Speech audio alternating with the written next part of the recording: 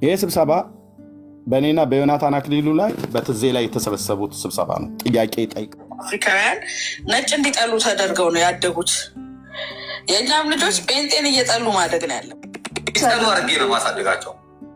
ጴንጤን እንዲጠሉ ጴንጤ የሚባል ነገር ጓደኛ ተብሎ የተባለው በጣም ብዙ ትውልድ እየሄደብን ነው። በጣም ብዙ ትውልድ እየሄደ ነው። ባለፈውም ስብሰባ ላይ እንደዚሁ አይነት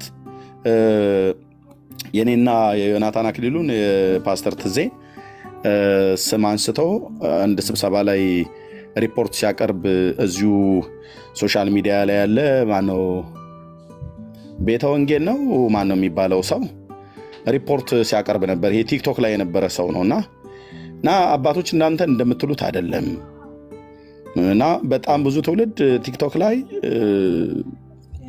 ሃይማኖቱን እየለወጠ ነው፣ ማህተሙን እየቀየረ ነው እና አንዳች ነገር ሊባል ይገባል ብለው እነ ቀሲስ ቴዎድሮስ ሁሉ ጭምር በኋላም አሁን ዲበኩሉ የሚባለው ሙሉ ጭምር እሱ ቤት አትግቡ ብለው ሲያወግዙ ነበር። ለምንድን ነው የፈሩት? ለምንድን ነው ኤርሚያስ ቤት አትግቡ ብለው ያወገዙት?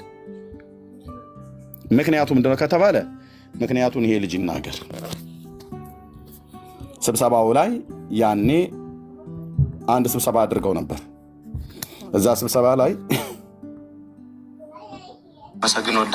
አመሰግን ወዳለሁ። ይሄ ስብሰባ በእኔና በዮናታን አክሊሉ ላይ በትዜ ላይ የተሰበሰቡት ስብሰባ ነው። ጥያቄ ጠይቀው ያኔ ገድላትና ድርሳናቱን እንደዚህና እንደዛ ሆነ ብለው ባሉበት ጊዜ ማለት ነው። ይሄ ማነው? ቤተ ወንጌል ቄስ ነው። ያው ቤተ ወንጌል ነው ወይስ ማን ነው የሚባል ስም ነው ያለው። ብቻ እንደዚህ ከወንጌል ጋር በተገናኘ ስም ያለው ቲክቶክ ላይ የሚያገለግል ነው እና ቄስ ነው። አሁን ልብ በሉ፣ እዛ ሆኖ እየተናገረ ያለውን ማለት ነው።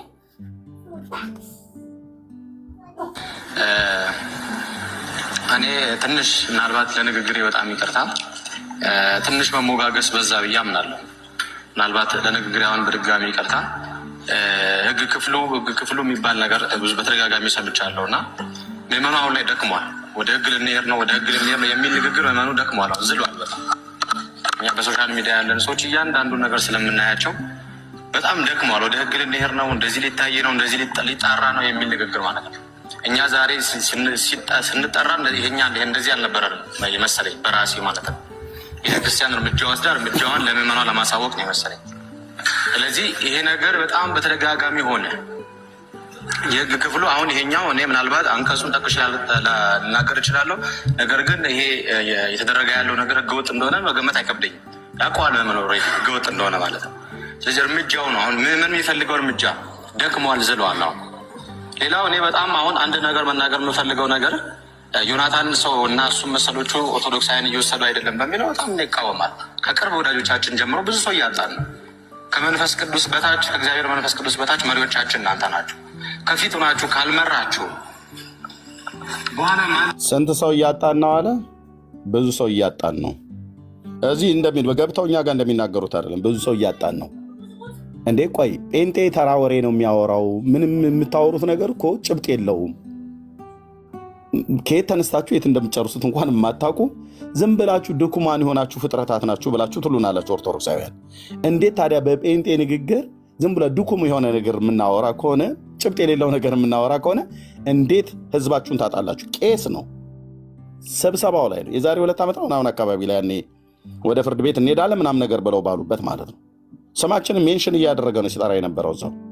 ኦኬ። ስለዚህ ምንድን እያለ ያለው እናንተ እንደምትሉት አይደለም አባቶች፣ በጣም ብዙ ትውልድ እያጣን ነው ብሎ ያለው። እንዴ እኔ ሰው የማይድን ቢሆን ምን አደርጋለሁ? እዚህ እስኪ ምን አደርጋለሁ? ከጌርሳሚ ምን እናደርጋለን? እዚህ ሶሻል ሚዲያ ላይ ምን እንፈይዳለን? የእግዚአብሔር ልጅ የጌታችን የኢየሱስ ክርስቶስን እኮ የማዳኑን ወንጌል እንዳንናገር እነዚህ መጽሐፍቶች ጋሬጣ ስለሆኑ በመጀመሪያ እንቅፋቱን መወገድ አለበት። ይህንን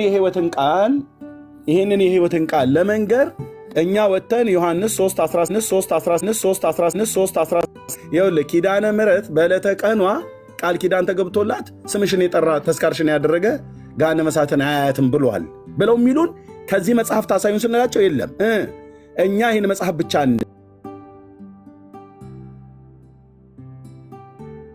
ታደኝ ናቸው። እነዚህን ስንነካ ወደዚህ ተመለሱ፣ በዚህ ብቻ እናግሩን ኖ በዚህና በቀኖናና በትውፊትም እናምናለን ትላላችሁ። ትውፊታችሁም ይበረበራል፣ ቀኖናችሁም ይበረበራል። ከዛስ ሁለቱ ላይ ምንም እንደማይጠቅሟችሁ ምንም እንደማይረባችሁ ካወቃችሁ ያኔ ወደ መጽሐፍ ቅዱስ ስትመጡ በመጀመሪያ እግዚአብሔርን ማረን ትላላችሁ። ከዛ በኋላ ሉተርን ይቅርታ ትጠይቃላችሁ፣ ባይሰማችሁም ማለት ነው። ሶስተኛ እኛ ያለን ወንጌላውያን አማኞች ሪፎርሜሽን አባታችን ስለሆነ ሉተርን እኛን ወንጌላውያን ይቅርታ ጠይቃላችሁ በአንድ ጉዳይ። ለምን? መጽሐፍ ቅዱስ ብቻ ማለት አጋንንታዊ የሉተር ቅርሻትና ቅዠት ነው ብላችኋል። ስለዚህ ቻለዋ ብራዘር፣ አሁን በዚህኛው እናውራችሁ ብለን ስንል እኛ በዚህ ብቻ እናምንም በቀኖና ምናምናለን ብላችኋል። በቀኖና እያነጋገርናችሁ ነው፣ በዚህም እያነጋገርናችሁ ነው። አሁን በዚህ ስናነጋግራችሁ ነው ወደዚህ ተመለሱልን፣ አትንኩብን ይህንን እያላችሁ ነው። ለምዶ ማነካው? ለመከራከሪያነት አይበቁም፣ ለትምህርትነት አይበቁም። ታዲያ ምን እንደምታደርገው ጠዋት ጠዋት ይሄ ድርሳነ ሚካኤልን ደግመህ አይደል እንደምትመጣው? በስመ አብ ወወልድ ወመንፈስ ቅዱስ አሐዱ አምላክ ብለህ ሳሊ ለነ ቅድስ ብለህ ይሄንን ጸሎት መጽሐፍ ብለህ ጸልይ አይደል እንደምትመጣው? በጸለይከው መጽሐፍ እጠይቅሃለሁ። ሥላሴ ደም አላቸው ይላል፣ አብ ወልድ መንፈስ ቅዱስ ደም አላቸው ይላል። ትጠየቃለህ ማለት ነው። ለእስትንፋሰክሙ ላይ እንደዛ ይላል መልክአ ሥላሴ። እንዲህ በሚሆን ሰዓት ላይ ኖ መናፍቃን ሄዳችሁ ገድላት ድርሳናት ውስጥ አትደበቁ። እናንተንም አላስደበቋችሁ እንኳን እኛ ሊያስደበቁ። ለምን እንደምደበቀው እኔ ለምን እንደሚደበቁት ወንጌላውያን አማኞችና ወንድሞቻችንና እህቶቻችን በመጽሐፍ ቅዱስ ብቻ እናውራችሁ። እኛ መጽሐፍ ቅዱስ ብቻ እንልም። የጴንጤ ቅዠትና የሉተር ወሬ ሽንት ቤት ቁጭ ብሎ የጻፈው ምናምን ነገር አለችሁ ልታራክሱ ፈልጋችሁ። ሉተር ሽንት ቤት ሆኖ ክብር ለእግዚአብሔር ብቻ ይሁን፣ ክርስቶስ ብቻ፣ ጸጋ ብቻ፣ እምነት ብቻ ብሎ ካለ በእውነት ይሄ ሰው በጣም ሊመሰገን ይገባል። ሽንት ቤት ሆኖ ይህንን ከተናገረ ከሽንት ቤት ውጭ ሆኖ ቢሆን ምን ሊያወራ ይችላል ተብሎ ይገመታል ማለት ነው። መልካም ነገር ያራከሳችሁ መስለዋችሁ ሉተር ሽንት ቤት ተቀምጦ ያወራው ወሬ አልከኝ። ታዲያ አንተ አባ ጊዮርጊስ ዘጋስጫ ሽንት ቤት ቁጭ ብሎ ዳውላ እየጣለ የጻፈውስ የአባ ጊዮርጊስ ዘጋስጫ መጽሐፍት 29 መጽሐፍቶች ሰሞኑን አውድማ ላይ እንደገባ እህል በወንጌሉ በትር በሽመሉ ማለት ነው እወቃለሁ ገላጋይ በሌለበት እና ከዛ የአባ ጊዮርጊስ ዘጋስጫ ትምህርቱ ሆነ አልጫ ብዬ እላለሁ ማለት መዝኜ በእግዚአብሔር ቃል። ምክንያቱም የሽንት ቤትን ነገር ካነሳችሁ የእናንተ አባ ጊዮርጊስ ሽንት ቤት ቁጭ ብሎ ዳውላ እየጣለ አልተባለም እንዴ? እና ምን ጠቀመ ታዲያ? ማርያም እዛ ተከሰተችለት። እንዴት እዚህ ቆሻሻ ቦታ ላይ ሆነ ትጠራኛለህ ብላ አለችው። የተጻፈ እና አይ እመቤቴ ፍቅርሽ ቢጠናብኝ ነው በሚቀጥለው ጊዜ እንደዚህ በምጠራሽ ሰዓት ላይ እንትን እንዳልል ድፈኝልኝ ብሎ አላት። ከዛ ሲያው ጭስ መውጫውን ደፈነችለት፣ የሚጸዳዳበትን ማለት ነው። በሲሚንቶ ነው በእንጨት አትጠይቀኝ፣ እሱ ሄደዛው መርምር። ምክንያቱም እናንተ የእኛን ሪፎርሜሽን አባቶች ያዋረድክ መስሎ ሉተር እንደዛ ከጻፍ እኛ ሉተር ሽንት ቤት አይወጣም አላልንም። ሉተር አማላጃችን፣ ሉተር አባታችን ብለን እንደዚህ እናንተ እንደምትሉ በረከቱ ይደርባችሁና የሉተር የሚባል ነገር የለም። እሱም በኢየሱስ ክርስቶስ ነው የተባረከው፣ እኛም በክርስቶስ ኢየሱስ ነው የተባረከው። በሪፎርሜሽን አባትነት አባት ነው፣ እድሜውም ረጅም ስለሆነ ማለት ነው። እና አሁን ይቅርታ መጠየቅ አለባችሁ። አንደኛ እግዚአብሔርን፣ ሁለተኛ ሉተርን፣ ሶስተኛ ወንጌላውያን አማኞችን። ለምን? መጽሐፍ ቅዱስ ብቻ ማለት አጋንንታዊ ትምህርት ነው ብሏል። አኬ እንኳን መጽሐፍ ቅዱስ 66ቱ የረከሰ መጽሐፍ ነው ብላችኋል። አሁን አንተ የረከሰ ብለህ ባልከው አውራኝ ብለሃት በለኛ። የረከሰ ብለህ በምትለው ለእኔ ግን ቅዱስ የሆነ ለእኛ ግን ቅዱስ የሆነ እግዚአብሔር ቃል ነው፣ መተኪያ የሌለው የሕያው እግዚአብሔር የአምላካችን ቃል ነው፣ የዳንበት የአምላካችን ቃል ነው። እናንተ ግን የረከሰ ብሎ ማንም ጎረምሳ እንደፈለገ ሲፈነጭበት በነበረው በረከሰው ብላችሁ ባላችሁት መጽሐፍ ቅዱስ አናግሩን አትበሉ። ይኸው እናንተ ቅዱሳን ናችሁ ብለው ባላችኋቸው መጽሐፍቶች የረከሱ መሆናቸውን እያሳየናችሁ ነው። ስለዚህ አሁን ዱላው በዛ። ስለበዛ ብዙ ትውልድ እያጣን ነው አለ ቄሱ። ስማልኝማ እንደው ጊዜ ካልወሰድኩኝ የዚሁ ዮናታን ሰው እና እሱ መሰሎቹ ኦርቶዶክሳውያን እየወሰዱ አይደለም በሚለው በጣም ይቃወማል። ከቅርብ ወዳጆቻችን ጀምሮ ብዙ ሰው እያጣን ነው።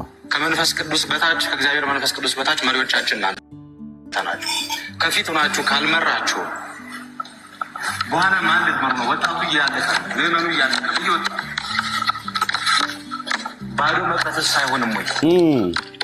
ትዕግስት ይባላል ብዙ ጊዜ ትክክል። ወጣቱ እየወጣ ነው፣ ትውልዱ እያለቀ ነው። አባቶች ምን እያደረጋችሁ ነው? ባዶ መቅረት አይሆንም ወይ?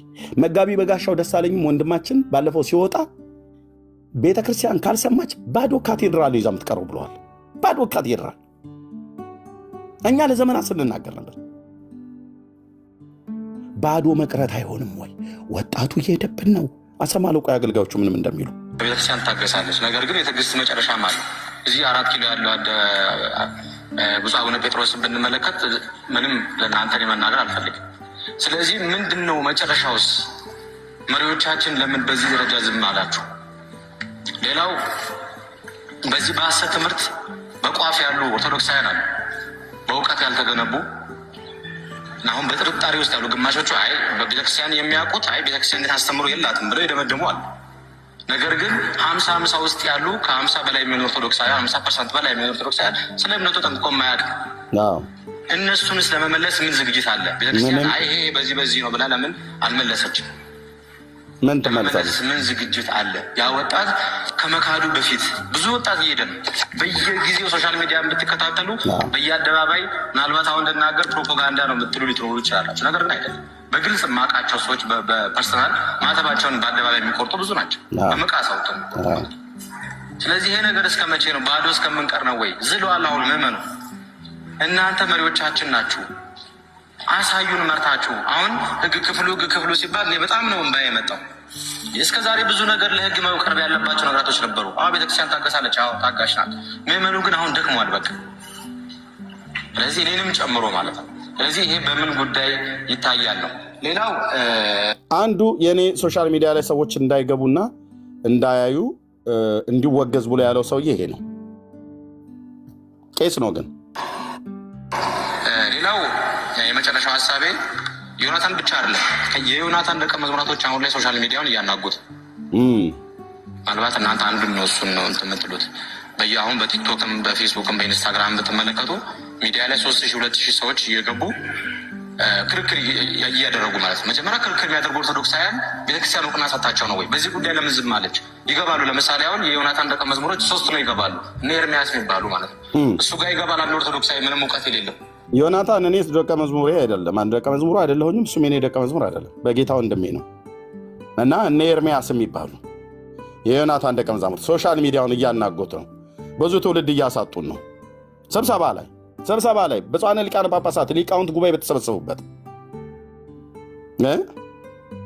ስንት ትውልድ እያጣን። እራሱ ቲክቶክ ላይ የሚያገለግል የነበረ ቄስ ነው። አሁን ብዙ እንኳን አይታይም።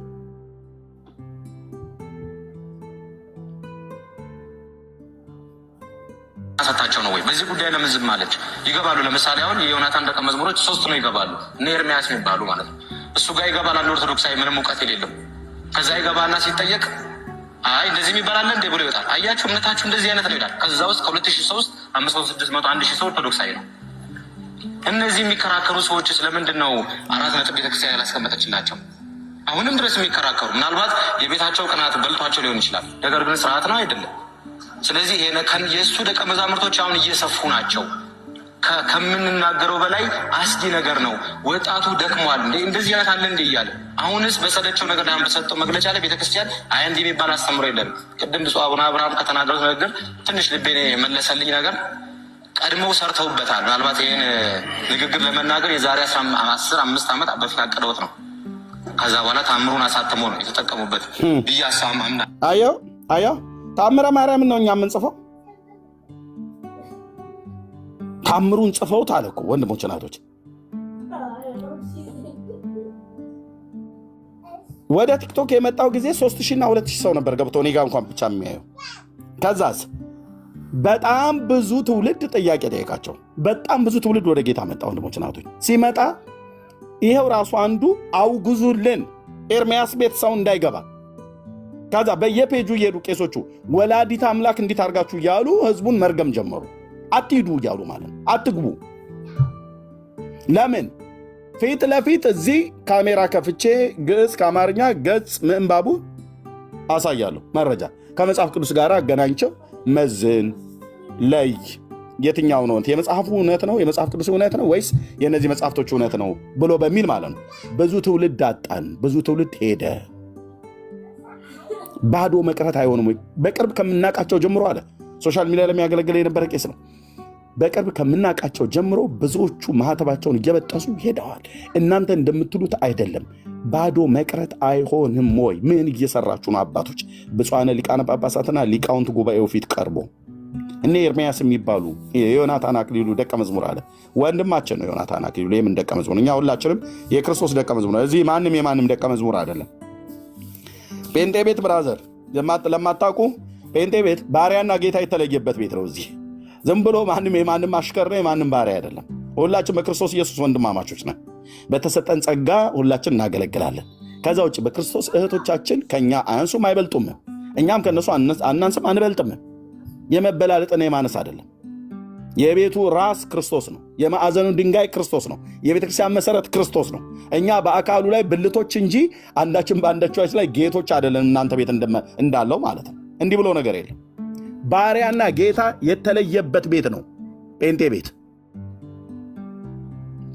ክብር ለአብ፣ ክብር ለወልድ፣ ክብር ለመንፈስ ቅዱስ ይሁን። ክብር ለአስቼም ይሁን፣ ክብር ለወንድሜ ካህኑ ጌርሳምም ይሁን፣ ክብር ለእህታችን ለሊያም ይሁን የሚባል ጨዋታ እዚህ ቤት የለም። በወንድምነት በእህትነት እናከብራቸዋለን። አለቀ። እዛ ውጭ አብሮ ተደምሮ የሚባል ነገር የለም። እናንተ እንደምትሉት ሰግድ ለአብ ወልድ መንፈስ ቅዱስ አሐተ ስግደተ እንዘ አሐዱ ሰለስቱ እንዘ ሰለስቱ አሐዱ ይሴለሱ በአካላት ወይተዋህዱ በመለኮት እሰግድ ለእግዝእትነ ማርያም ድንግል ወላዲተ አምላክ እሰግድ ለመስቀለ እግዚእነ ኢየሱስ ክርስቶስ እንደምትሉት እንደዚህ ስድ ንባብ የሆነ ከጌታ ጋር ሁለት ፍጡር አገናኝተ ለእሷም ለእሱም ለእነሱም ክብር ይሁን የሚባል ነገር የለም። ባሪያና ጌታ የተለየበት ቤት ነው የጴንጤ ቤት። በቃ ምስጋና የተገባውና የሚገባውን ጌታን እንጠራዋለን። ሰው ሁሉ በእርሱ በማመን የዘላለም ሕይወት የሚያገኘው በቃ የተሰመረ እውነት ነው። ያው ወደዚህ ዞር ስትል መንገዱን ታየዋለህ፣ ወደዚህ ዞር ስትል ሕይወትን ታገኛለህ።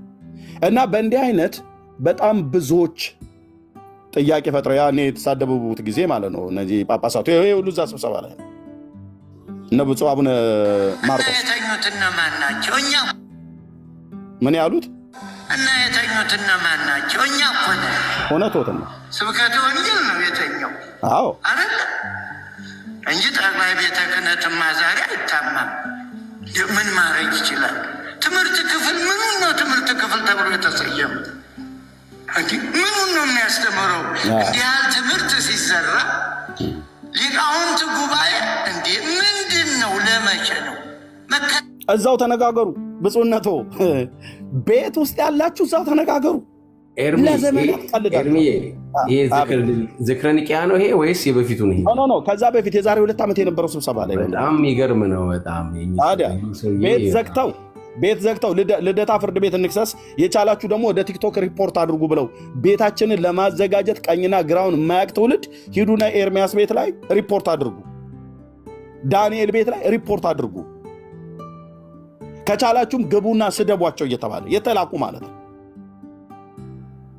የዛሬ 2 ዓመት ይሄ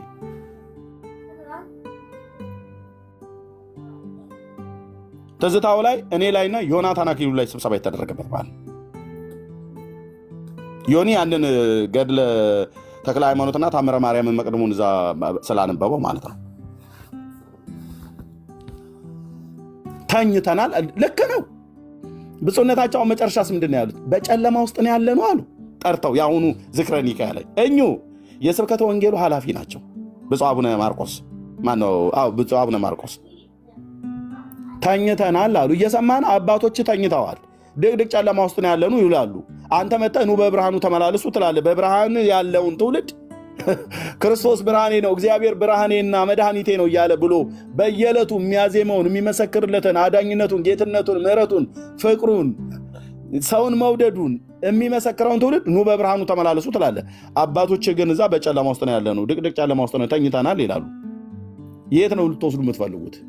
እነሱ ራሳቸው ብፁዕነታቸው እንደተናገሩት የባለፈው ስብሰባ ላይ ማህሌትና ቅዳሴ ቀድሰን የኦርቶዶክስ ሕልውና የሚቀጥል ይመስላችኋል ያሉት።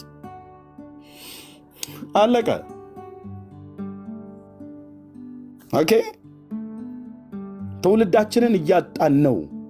የመምህራኑ እኮ ንግግር ነው። ትውልዳችንን እያጣን ነው። ምን ያልደረሰባት ነገር አለ? የቀድሞ ተሰሚነቷን አታ ኒቅያ ተብሎ የተጠራችሁት ምን ገጥሟት ነው? ቤተክርስቲያን ምንስ አዲስ ነገር ላጽና ብላ ነው ወይስ የነበረው ምን ላልቶባት ነው ብዬ ነው ይሄን ያክል በኒቅያ ጉባኤ ስም ተሰይሞ የተጠራችሁት። ጥሩ ነው። ዝክረ ኒቅያ ያው ይታወቃል። ዓለም አቀፍ ጉባኤያት አንዱ ከዓለም አቀፍ ጉባኤያት አንዱ ነው። ኦርቶዶክስ ተዋሕዶ ቤተክርስቲያን የምትቀበላቸው 3 ጉባኤያት አሉ። ከነዛ አንዱ ዝክረ ኒቅያ ነው። አንድ ችግር የተቀረፈበት ጉባኤ ነው። ችግሩ ምንድነው? አሪዎስ ይባላል ችግሩ። ከእሱ ጋር ብዙ ችግሮችም ተቀርፏል። ያኔ እንግዲህ የሃይማኖት አባቶች ሙሉ ተሰብስበው ሊቃውንቱ ተሰብስበው ብዙ ችግር የፈጠሩም ነበሩ። ከተሰበሰቡት ችግር የፈቱም ነበሩ። ስለዚህ ብዙ ችግር የተፈታበት ጉባኤ ነው እና ያ ለዘላለም ሲታወስ የሚኖር ነው። ሌሎች አህት ቤተክርስቲያናትም ይህን ሲያስቡት ይኖራሉ ጉባኤው እና አሁንም በሀገራችን በኢትዮጵያ እንደሚታወቀው ቤተክርስቲያናችን ተከብራና ተፈታ የምትኖር ቤተክርስቲያን ናት። በዚህ መካከል ግን ብዙ ችግሮች እየገጠሟት ነው አሁንም ቢሆን። ስለዚህ ዝክረ ኒቅያ ሲባል የሊቃውንቱ የመሰብሰብ ጉዳይ ነው። እንግዲህ ዝክረ ኒቅያ ወይም የኒቅያን ጉባኤ መታሰቢያ ተብሎ የተጠራውና ምን ገጥሟት ነው ለሚለው ምን ያልገጠማት አለ ነው መስሚያ ነው። እንደ ኢትዮጵያ ቤተክርስቲያን በዚህ ዘመን የተዋረደ ምን አለ? ይህ መዋረዱ ማለት ምን ማለት ነው? የነበራትን ክብር ከማጣት አልፎ ልጆቿን በሙሉ እያጣች ያለችበት ወቅት ነው። በጣም ችግሮች ውስጥ ያለ እንደ ገዳማት የሚያየን እንደሆነ እንደ ጉባኤ ቤቶች የሚያየን እንደ ሊቃውንቱ እንደ መነኮሳቱ እንደ ምዕመናኑ እንደ ጳጳሳቱ ስናይ አንድ አይነት ቁመና የለሽና የመበታተን አይነት ስሜት የሚታይበት ዘመን ያለ ነው። ስለዚህ ጠላት የሚበዛበት ዘመን ስለሆነ ብዙ ችግሮች አሉ ማለት ነው። ስለዚህ እነዚህ ችግሮች ላይ እስኪ አብረን እንምከር ብለው አባቶች መጥራት ምን ነው አንድ ዳን ስትሉ አልነበር እኔ በየቦታው እሳቸው የአብነት ትምህርት ቤት ነው ከሊቃውንት ጉባኤ ስብሰባ ውስጥ የነበሩ ናቸው። የጉባኤ መምህር ናቸው። ምንድነው ያሉ ያሉት? በየጉባኤ ቤቱ በየገዳማቱ በየካህናቱ በየሊቃውንቱ የመበታተን ችግር አለ። አንድነት የለም። ቤተክርስቲያን በዚህ ጊዜ ምን ያልሆነችው ነገር አለ? ክብሯን አታለች፣ ልጆቿን ሁሉ አታለች፣ ተዋርዳለች እኮ አሉ። ተዋርዳለች። እኛ ጥያቄው ማን ያዋረዳት ነው? ማን ነው ክብሯን ያሳጣት? ቤተክርስቲያን የክርስቶስ አይደለች? ማን ያዋረዳት? የገሃነም ደጆች አይችሏትም ተብሎ የተጻፈላት ቤተክርስቲያን የክርስቶስ ቤተክርስቲያን ማን ያዋረዳት? ማን ነው ክብሯን ያሳጣት? ማን ነው ህልውናዋን ያሳጣት ብለን ስንል እኔ በግሌ ስን በቤተክርስቲያን ውስጥ ለሆዳቸው የሚኖሩ አንዳንድ መምህራንና እነዚህ መጻሕፍቶች ናቸው። ወንጌሉን መስበኬታዎች ቤተክርስቲያን ወደታይ ቁልቁል ነው የምትሄደው። ሙሉ ወንጌል በል መካነ ኢየሱስ በል ማንም በል እኛ ራሳችን ብንሆን ክርስቶስን ማዕከል አድርገህ የማትሰብክ ቤተክርስቲያን እየጫጨች እየመነመነች ክብሯን እያጣች እየተዋረደች እያፈረች እየተበተነች ቋንቋቸው እየተደበላለቀ ነው የሚለው። ካቶሊክ በል ማንም ከእስራኤል ተማር። እስራኤል ለምንድነው ክብሩን ያጣው? ለምንድነው በአሕዛብ መንግስታት የተበላው? ለብዙ ሺህ ዘመናት ጣሉታ። የህይወትን ቃል ጣሉት። የቀድሞውን ጎዳና የጽድቁን ጎዳና ጣሉት። ሕጌን ትእዛዜን ጣሉ ይላል። በስርዓት ያልሄዱ ምና እኔም ቸል አልኳቸው ይላል። አየህ፣ ይህንን እውነት ትተህ እነዚህን አወራለሁ ብለህ ስትል የሰራዊት ጌታ እግዚአብሔር እያከበረህ አይደለም የሚሄደው፣ እያዋረደ ይሄዳል ማለት ነው። ማንም ሁን ወንጌል አማኞች ብንሆን ካቶሊክ፣ አይሁድ ቢሆን ኦርቶዶክስ፣ ዋቴቨር የሰው አትቀልድ፣ አንቀልድ። በዚህ ቅዱስ በእግዚአብሔር ቃል ላይ አትቀልዱ። ደምን የፈሰሰበት የእግዚአብሔር ልጅ ደምን የተከፈለበት ይህ መጽሐፍ ቅዱሳን ነቢያት ሁሉ ጭምር ሳይቀር ደም ነው የፈሰሰበት። የውርደት ዘመን ለኦርቶዶክሳውያን መሆኑ በራሳቸው ሊቃውንት ኤርሚ ከስራየው ይሄ ቀሲስ ድበኩሉ የሚባለው ሰው የጻፈው የአበበ ጉልላት ለቅሶ ሳያልቅ ይላል። ያየው ሰታች አለ። ሄዶ ሬሳውን ይጋጠው ከፈለገ 10 ዓመት ነው ከሞተ። ቀሲስ ድበኩሉ ከፈለገ ሄዶ ሬሳውን ይጋጥ ከፈለገ። ጉሬላ ፋይተርህን አቀነባበር እዛ ሄድና ሄደ እንትን በልሽ ፖለቲከኛ በድን ወዳለበት አሞራዎች ይሰበሰባሉ አይደል ብሎ የሚለው እና ሄደህ እንግዲህ ከሱታፊው ሊካፈል ከሆነ የሞተውን ወንድሜ ፈልጎ ያምጣና ያቅርብ። ትናንት ሰተነው አልቶ አሁን ያው ቄስ አይደል ሙታን ይወዳል። ኦኬ። እና ውርደት ገጥሞናል ነው ሊቃውንቱ እያሉ ያሉት። ብፁዕነታቸውም እየተናገሩ ያሉት ውርደት ገጥሞናል፣ አፍረናል፣ ተዋርደናል ነው ብፁዕነታቸውም እየተናገሩ ያሉት። ማለት ተኝተናል። እኛ እኮ ነን ስብከተ ወንጌል ነው የተኛው እና የተኙት እነማን ናቸው? እኛ እኮ ነን ስብከተ ወንጌል ነው የተኛው አይደለ እንጂ ጠቅላይ ቤተ ክህነትማ ዛሬ አይታማም። ምን ማድረግ ይችላል? ትምህርት ክፍል ምኑን ነው ትምህርት ክፍል ተብሎ የተሰየመ? ምኑን ነው የሚያስተምረው? እንዲህ ያህል ትምህርት ሲዘራ ሊቃውንት ጉባኤ ምንድን ነው? ለመቼ ነው? መከላከያ እኮ ነው ሊቃውንት ጉባኤ፣ የመጨረሻው ኃይል እኮ ነው። ምን ይሰራል በእውነቱ? እና አሁን ይህን ቶሎ ብሎ ለአንድ ጎረምሳ ጥሩ ነው ማነቃቂነቱን የወድጄዋለሁ በእውነቱ። ይህ ባነቃቃ ኑሮ እና ሳሙኤል ነው እኔ ያረካኝ በእውነቱ። ሁላችሁም ጥሩ ናቸው። ኦኬ ተኝተናል እያሉ ነው በአጭሩ ማለት ነው ብፁዕ አቡነ ማርቆስ። ያኔም ከ2 ዓመት በፊት ይህ መልእክታቸው እዛ ስብሰባ ላይ ተኝተናል፣ እኛው ነን የተኛኑ፣ ወንጌል አንሰብክም ነው ያሉት። ወንጌል አንሰብክም። ወንጌል እየተሰበከ አይደለም። ህዝባችን ቢወሰድ ህዝባችን ቢነዳሉ። እውነቴ ነው ብየምር እውነት ነው። የራሷን ልጆች የበላች ድመት ለዶሮ ጫጭቱ ግድ አይሰጣትም የሚባል ነገር አለ እና የራሳቸውን ልጆች በጉያቸው ያደጉ ሲነግሯቸው የማይሰቡ አሮጋንት በትዕቢት የተወጠሩ አንዳንድ አገልጋዮች ባሉበት እንደው ቅኖች የሆኑ አባቶች እንኳን እንዳይሰሙ የእነሱን ጆሮ የሚይዙ የሆነ እኮ ጥያቄ ብትጠይቅ እዛ ቤት ያደጋችሁ ታውቁታላችሁ። እንደኛ ቀረብ ብላችሁ ያደጋችሁ ካላችሁ አንድ ጥያቄ ጠይቅ፣ በትህትና የሚመልሱልህ ጥቂት አባቶች ቢኖሩም እንኳን አብዛኞቹ በትዕቢት ነው የሚመልሱልህ። ምን ታመጣለህ ትናንትና ተወልደህ ምናምን ነገር ይላሉ። እንዴ በቅንነት እኮ የጠይቁት አባቶች ብለው ጠይቀው፣ ሰንበት ትምህርት ቤት ሲጠይቅ ያስወጣሉ፣ ምዕመኑ ሲጠይቅ ያስወጣሉ፣ አገልጋዮች ሲጠይቁ ያስወጣሉ። ቤቱ እንደ ቤተኛ ቤቱ ይመለከተናል የእኛም ቤት ነው ብለን ስንጠይቅ እኮ ነው ውጡ ያሉ። ያኔ ማለት ነው ውጡ ብለው ኢየሱስ እጅ ላይ ነው የጣሉን። ውጡ ብለው መጠለያ ያላጣንም። እግዚአብሔር አስቀድሞ የራሱን እጅ ህዝብ ስላዘጋጀ ወንጌላውያን አማኞች ጋር ይመጣል። ባሪያና ጌታ የተለየበት ቤት ማለት ነው። እዛ ግን መጽሐፍቶች ላይ ራሱ ያነበብከውን ብጠይቅ አይሰሙም እና ስጋት አላቸው። ብፁዕነታቸው መጨረሻ ላይ የተናገሩትን አሰማቸዋለሁ። እዚህ ሁሌ ያሰማዋለሁ። ወንድማችን ማን ነው ዲያቆን አማኑ ምን ብሎ አለ ከዛሬ ስንት ዓመት በፊት? እሱም እንደዚህ ስጋቱን ተናገረ። ይናገራሉ እኮ እዚህ እንደሚሉት እንዳይመስላችሁ፣ በውስጥ ቁጭ ብለው ያወራሉ። አንዳንዶቹም አደባባይ ላይ ወጥተው ይናገራሉ። ታው ግድ የላችሁም ህዝባችንን የሆነ ሰው ጥያቄ ቢጠይቅ እዛ ቤት በቅንነት አይመለስለትም። ከዛ ይልቅ ስድብ ነው። ምዕመኑም ይሳደባል፣ ካህኑም ይሳደባል። በትህትና ጥያቄህን ተቀብሎ የሚመልስ ጥቂቶች ናቸው ያሉት። ልብ በሉና ስሙ እዚህ ጋር ምን እንደሚል ወንድማችን ዲያቆን አማኑ ማለት ነው። እዚህ ጋር ላሰማችሁ።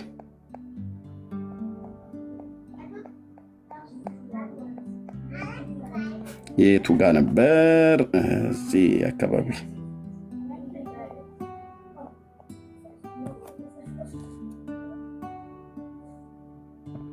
ኦኬ።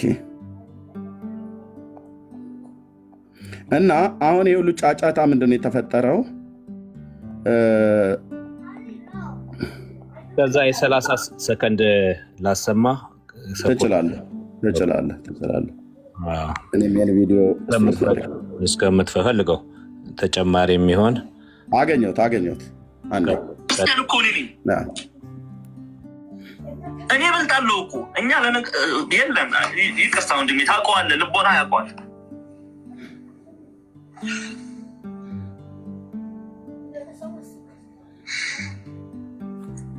ወንድሞቼ እናቶቼ፣ ትንሽ እግዚአብሔራዊ ቅናት ያየሁበት ዲያቆን ይሄ ወንድም ነው። ዲያቆን አማኑ ይባላል። አሜሪካ ሀገር ነው ያለው። በእውነት ጄኒውን የሆነ እግዚአብሔራዊ ቅናት። ሌላው ለሆዱ ነው ለዘኬው ነው የሚላፋው። ይሄ ቄስ ነኝ ዲያቆኔ ብሎ የሚለው የሚሯሯጠው ሁሉ ትንሽ እግዚአብሔራዊ ቅናት ትንሽ ይታይበታል ላይ እንደ አንድ ሰው ሳይ እና ምን እንደሚል ስሙት።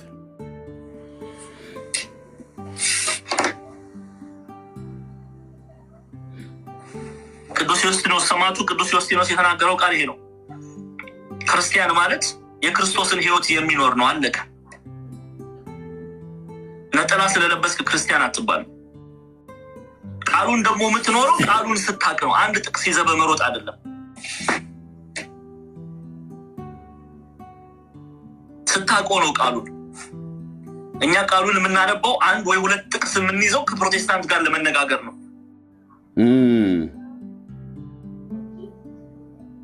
ለህይወት አያነቡትም ማለት ነው።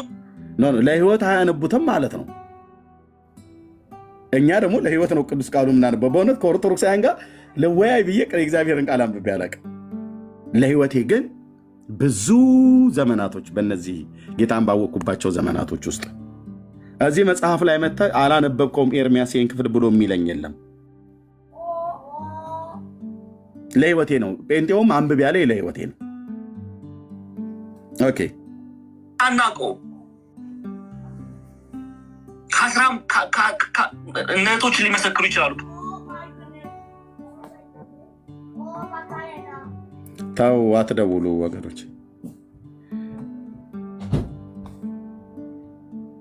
ላይቭ ላይ ያያችሁን አትደውሉ። ብሎክ ነው የማደርገው። እሺ እንዴ እስቲ ግቡና ስታቲስቲክሱን ይዩ በፐርሰንቴጅ። ወይት እነቶች ሊመሰክሩ ይችላሉ። 10 በላይ ክታቦች ጨርሻለሁ፣ አስተምሬያለሁ። በየዩቲዩብ ላይ በየፌስቡክ ላይ በመጽሐፍ ተገልጫለሁ፣ ጽፌ አቅርቤያለሁ። እንዲያው ምናልባት ሰው ያነባል፣ ያም ሞኝነት ነው። ይቅርታ አድርግልኝ።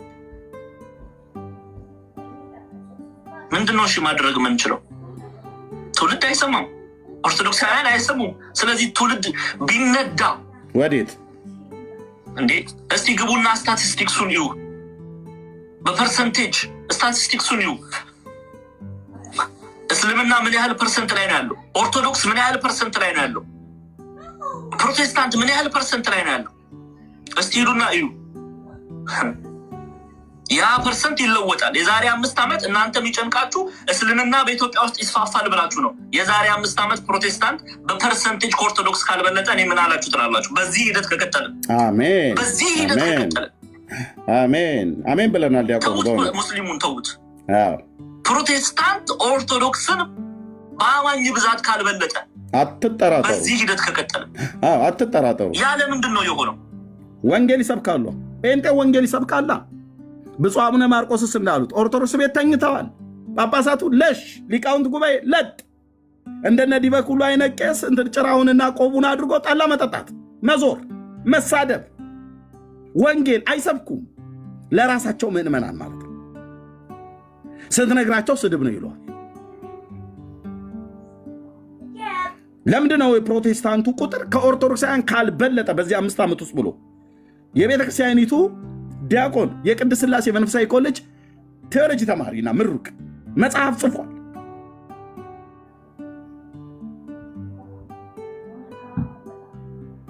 የአገልጋዮቻችሁን ምስክርነት ነው ቪዲዮ ያስኩትኝ።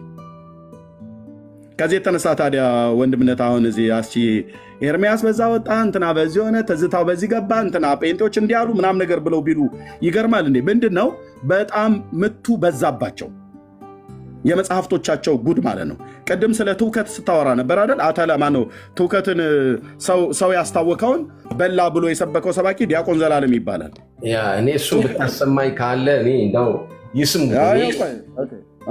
በእውነት ኤርሚ ይሄን አሰማለኝ። ውስጥ ያሉ ኦርቶዶክሶች ስሙ ውስጥ መጠየቅ አለባችሁ። ምንድን ነው እየሰማው ነው ወዳጅ? እሺ ጠብቁን። ዲያቆን ዘላለም መጽሐፉ ባይዘው ይኸው ወንድምነት እጄ ላይ ያለ ይሄን እሱን የሚናገረው ክፍል ኦኬ፣ መጽሐፍ ላይ ራሱ ያለ ነው። መጽሐፍ ላይም አለ። በጻሕል ተቀበለው ይላል። ዲያቆኑ ግን በጻሕል ተቀበለው በላው አይልም። እዚህ ጋር በጻሕል ተቀበለው ትውከቱን ይላል። ከዛ ዲያቆኑ ግን በላው ብሎ ይላል። ራሳቸው የሚናገሩታል። ትውከት መብላት ማለት ነው። ይህ ትክክል አይደለም። እውነት መረጃ በደንብ ያዙ። መረጃ በደንብ ነው። እኔ በደንብ ነው ሰንቄ ያዝኩትኝ አልኩ።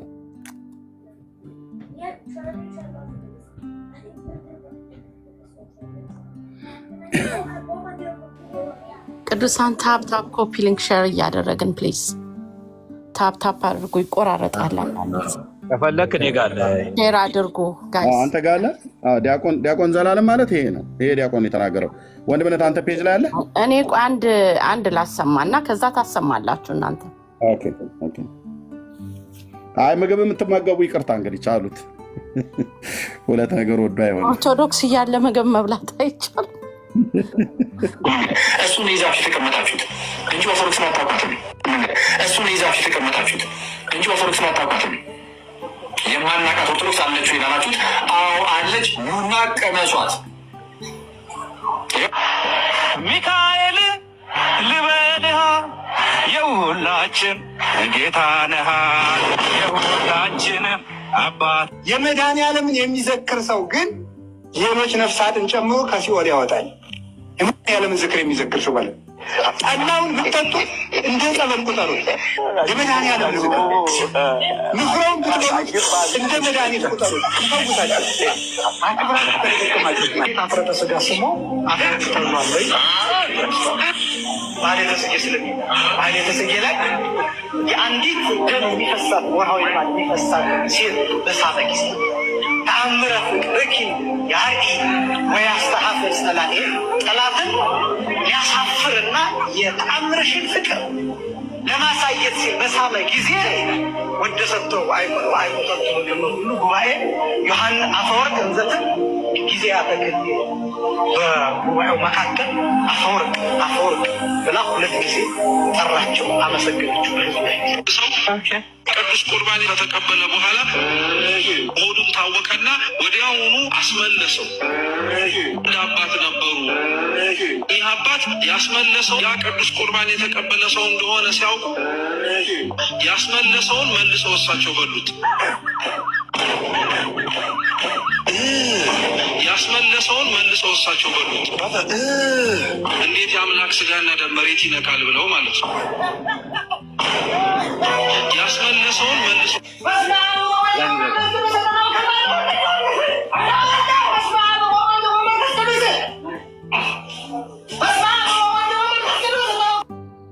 ይበቃል።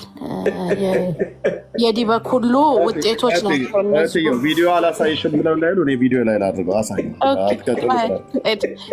ትልቁ ላይ በማስረጃ ተሰልፈናል። ኦኬ እዩት በቪዲዮ ይኸው ዲያቆን ዘላለም ቀጥታ የሚናገረው ድርሳነ መድኃኔዓለም ላይ ያሳያቸዋለሁ። ይህን እሱ የሚናገረው አንዳንድ አባቶች ደግሞ በጣም ነው የሚገርመው። ከሰውነታቸው የጌታችን የቅዱስ ስጋውን የክቡር ደሙን ሳያስገቡ ሳይቀበሉ ማለት ነው። ነገር ግን የተቀበሉ ሰዎችን ይሸኙ ነበር እና አንድ አባት ነበሩ። አንድ ሰው ቅዱስ ስጋውን ክቡር ደሙን ከተቀበለ በኋላ ሰውነቱን አወከው ወይንም ደግሞ ሆዱን ታወከና ወዲያውኑ ሰውነቱ ውስጥ ስለታወከ አስመለሰው። እየሰማችሁ ነው? አስመለሰው እና እኚህ አባት ያ ቅዱስ ቁርባን የተቀበለ ሰው እንደሆነ ሲያውቁ ያስመለሰውን መልሰው እሳቸው በሉት። እንዴት የአምላክ ስጋና ደም መሬት ይነካል ብለው ማለት ነው። እንደዚሁም ሌላም አባት አሉ። አንድ ቅዱስ ቁርባን የተቀበለ ቆራቢ ሰው መንገድ እየሄደ እንቅፋት ቢመታው ደሙ ቢፈስ መሬት ላይ እንዳነካ ብለው አውራ ጣቱን ጠብተውለታል። ይሄ ሁሉ የሚደረገው ግን ለማን ክብር ነው ሲባል ለቅዱስ ስጋውና ለክቡር ደሙ ለጌታችን ክብር ሲባል። አንዳንድ አባቶች ደግሞ በጣም ይሄ ታሪክ የት ነው የሚገኘው? ድርሳነ መድኃኔዓለም ወገድ ለመባጽ ላይ ገጹን እስካወጣ ድረስ ጠብቁን። ቴንኪው። ያ እንግዲህ እዚህ ውስጥ ያላቸው ኦርቶዶክሶች መድረክ ላይ እንደዚህ እስከተሰበከ ድረስ በገድላት ህዝቡን ቁጭ አድርጋችሁ እያስተማራችሁ፣ ታዲያ እንዴት ነው ይህ ነገር ሲነሳ ይህንን ነገር አታንሱብን ማለት ይቻላል ወይ እንዴ? እናቴ ናት እኮ ሄዳ የምትማረው፣ አክስቴ ናት እኮ ሄዳ የምትማረው። ያን እኛ እኮ ከየትም አለው ከመጅስ ከማርስ አልመጣንም፣ ከኦርቶዶክስ ቤተሰብ ነው። እንግዲህ ሁላችንም ጴንጤ መሆን አንችልም እንግዲህ እና የኦርቶዶክስ ቤተሰቦች አሉን እና ቀጥል እስከ አንተ እስክትል ያው ወንድምነት ኦኬ። ድርሳነ መድኃኔዓለም ገድለ መባጽ ላይ ነው ያለው። ምዕራፍ 2 ሁለተኛው ምዕራፍ ገጽ 132 በዋልድቢት ቅድስተ ማርያም አንድነት ገዳም ነው የታተመው። በራሷ በሊቃውንቱ ታይቶ ተመርምሮ ተብሎ አይል። እሺ ከ18ኛው ማነው ከ17ኛው ቁጥር ጀምሮ አነባዋለሁ። ሁሉን ስላነበብኩት እነሱ ማንበብ ይችላሉ። ከዕለታት በአንድ ቀን ቅዱስ ስጋውን ክቡር ደሙን ከተቀበለ በኋላ አንድ ልጅ ከቤተክርስቲያን ወጥቶ ሲሄድ እግሩን እንቅፋት ተመታ። ደሙም ከመሬት ፈሰሰ። እውቀትን የተሞላ ይህ ሕፃን ይህንን አይቶ ደረቱን መታ፣ ስለሱም ደም ይፍሰስ አለ። እንቅፋት ስለተመታው ሰውዬ ማለት ነው። እያደነቀም ከቤቱ እስኪደርስ ከኋላው ተከተለው። ከሱም ዘንድ ደርሶ ስለ መድኃኔ ዓለም ሥጋና ደም ክቡር የደማውን ጣቱን እስኪደርቅ ድረስ ጠባው። ደሙ አውራ ጣቱን መቶታል። ደም እየፈሰሰው ነው። ተከታትሎት ሄደና የሰውየውን ደም ጠባው ብሎ የሚል ትምህርት ማለት ነው። የሰው ደም መጠጣት፣ ደሙን ጠባው። ስለማ ስለ መድኃኔ ዓለም ክብር አለ። ኦኬ፣ ደሙን ጠባው። ይኸው ቁጥር 19 ከሱም ዘንድ ደርሶ ስለ መድኃኔ ዓለም ሥጋና ደም ክቡር፣ ስለ መድኃኔ ዓለም ሥጋና ደም ክብር የደማውን ጣቱን እስኪደርቅ ድረስ ጠባው። ጓደኞቹም ደሙን ከአፈሩ ጋር ሲበላ ባዩ ጊዜ፣ አየው፣ ደሙን ከአፈሩ ጋር ሁሉ ጭምር ይበላል። የሰው ደም፣ የሰውየውን ደም ሲበላው ባዩ ጊዜ የሳቁ አሉ፣ ከልቦናቸውም ያደነቁ አሉ። ከዕለታት በአንድ ቀን አንድ ልጅ ከቆረበ በኋላ የጠጣው ሁሉ አስታወከው።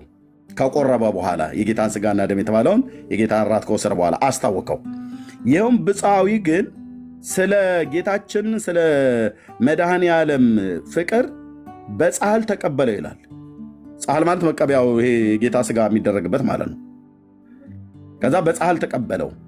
ተቀብሎትስ ተቀብሎ ምን አደረገ ይላል ዲያቆናቶቹ፣ ይኸው አባቶቻቸው እንዳስተማሩት በጻሕል ትውከቱን ማለት ነው ያስታወከውን አስታወከው ይላል። ከዛስ ያንን ተቀበለው። ማን የሚለው ዲያቆን ዘላለም ከየት ተምሮ? ከኦርቶዶክስ። ይኸው የሚገርመው ከሰውነታቸው የጌታችን የቅዱስ ሥጋውን የክቡር ደሙን ሳያስገቡ ሳይቀበሉ ማለት ነው። ነገር ግን የተቀበሉ ሰዎችን ይሸኙ ነበር እና አንድ አባት ነበሩ። አንድ ሰው ቅዱስ ሥጋውን ክቡር ደሙን ከተቀበለ በኋላ ሰውነቱን አወከው ወይንም ደግሞ ሆዱን ታወከና ወዲያውኑ ሰውነቱ ውስጥ ስለታወከ አስመለሰው። እየሰማችሁ ነው? አስመለሰው እና እኚህ አባት ያ ቅዱስ ቁርባን የተቀበለ ሰው እንደሆነ ሲያውቁ ያስመለሰውን መልሰው እሳቸው በሉት። እንዴት የአምላክ ሥጋና ደም መሬት ይነካል ብለው ማለት ነው። እንደዚሁም ሌላም አባት አሉ። አንድ ቅዱስ ቁርባን የተቀበለ ቆራቢ ሰው መንገድ እየሄደ እንቅፋት ቢመታው ደሙ ቢፈስ መሬት ላይ እንዳነካ ብለው አውራ ጣቱን ጠብተውለታል።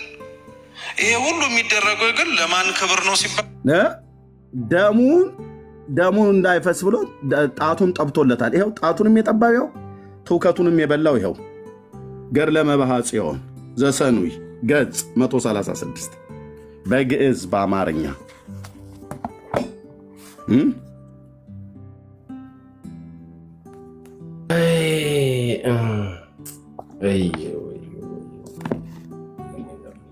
በቃ አንድ እኮ የሚናገር ሰው የለም። በቃ ልክ ነው ብሎ ይቀበላል። እንዴ ክብርስ የሚባል ነገር የለም እንዴ? እንዴ ነው ይሄ ነገር?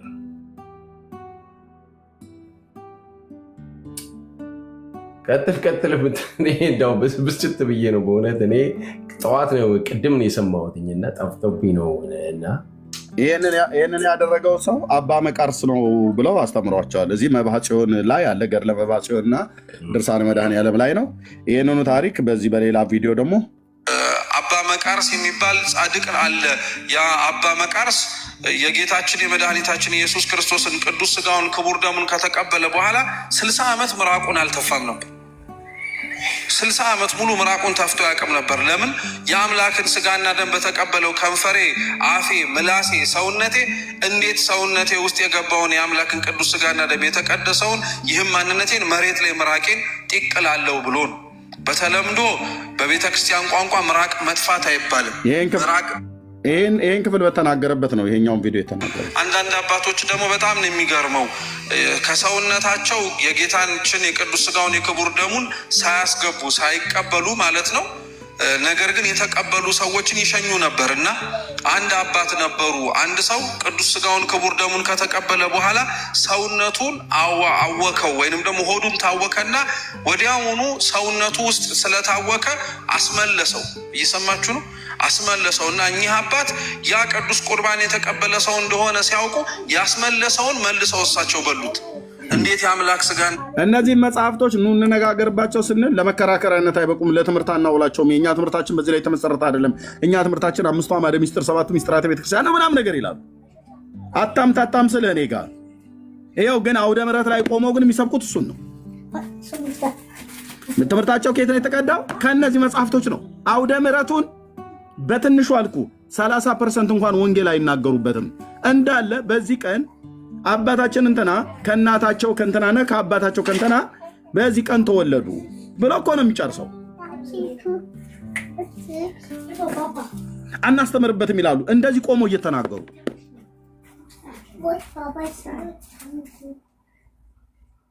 እንደው ኤርሚ እንትን ካልከኝ እንደው እዚሁ ላይ አንድ ኦርቶዶክስ ካለ እንደው ይሄንን ነገር ብትጠይቀው እንዴት ይሰማል ብትለው እንደው ከፈቀድክ ላለው ግን ስድብ ነው የሚሳደቡት። ገብተው የሚመልስ ካለ ይመልስ። ላይ ያላችሁ አላችሁ። እስቲ ምናልባት እናንተ ራሱ ጠይቋቸው። እኔ ላይ ደማቸው ፈልተዋል።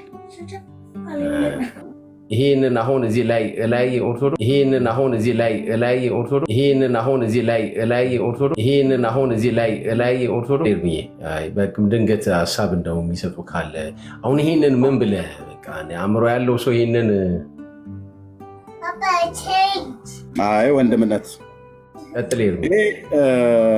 እነሱ በመጽሐፍቶቻቸው ነው ያፈሩት። በቃ በመጽሐፍቶቻችሁ ካፈራችሁ አባቶቻችሁ መጽሐፍቶቹ ይሰብሰቡ ብለዋል። በቃ ይሰብሰቡ። እናንተ ለምን ትሸማቀቁባቸዋላችሁ? ለምን ትሸማቀቃላችሁ? ይሰብሰቡ። እነዚህ መጽሐፍቶች አታንብቧቸው፣ አይጠቅሟችሁም፣ አይረቧችሁም። ለጸሎት አድርሷቸው ብሎ የሚሏችሁ ውሸታቸው ነው። የእውነት ልንገራችሁ፣ በቤቱ ያደግን ሰዎች ነን። ማንም ዝም ብሎ እንደሚለው እንዳይመስልህ፣ ማናቸውም እንደሚሉት አይምሰልህ። ማንም ጋጠ ወጥ መጥቶ እንደሚያወራ አይደለም። እድገቴን አያውቅ፣ ትውልዴን አያውቅ። በቤቱ ያደግን ሰዎች ነን። ጓዳ ጎድጓዳዋን እናውቃለን። ቀኖና ትውፊቷን፣ ዶግማዋን እናውቃለን። የማውቀውን ያህል ቤተክርስቲያን ኦርቶዶክስ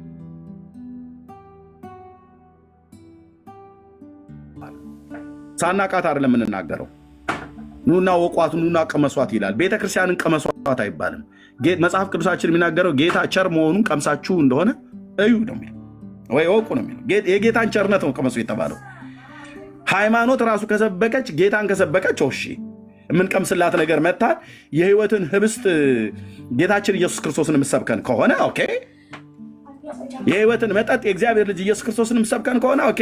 እሱን የምታቀምሰን ከሆነ ኦርቶዶክስ የነበርንባት ናት። እሱ ብቻ አይደለም ታቀምሰን። ከዚህም ቅመሱ፣ አዲስ ታቦት ተገኘ እንትና የምትባላለች፣ በረከቱ አይደርባችሁ፣ በረከቱ ይደርብ፣ አቡነ እንትና እማሆይ እንትና። ማለቂያ እኮ የለውም አንተ ማለቂያ። የሀገር ቤቱ ሽማግሌና አሮጊት ሲያንስ ከውጭ ሀገር እንደ ዲያስፖራ በዲያስፖራ መልክ እየገቡ ማለት ነው። ተገኘች ነው፣ ታቦት ተገኘ፣ መስቀል ወረደ፣ እንትን ወረደ። ደብረ ሊባኖስ ከሰማይ ወረደ ብለው ያሉት መስቀል ከእንግሊዝ ሀገር ከፈረንሳይ ሀገር ስጦታ አድርጎ የተሰጠ ነው። መስቀሉ ላይ ራሱ የፈረንሳይና የእንግሊዝ ነው ምናምን ከሁለቱ ሀገሮች አንዱ እንዳልሳሳት ከአውሮፓ ሀገር ስጦታ የተሰጠ መስቀሉ ላይ ተጽፎበታል። የኢትዮጵያን ሕዝብ ግን ከሰማይ ወረደ ብለውት ማለት ነው። በብረት የተቀጠቀጠ መስቀል፣ ከእንጨት የተሰራ መስቀል ከሰማያት እግዚአብሔር አይወርድልም።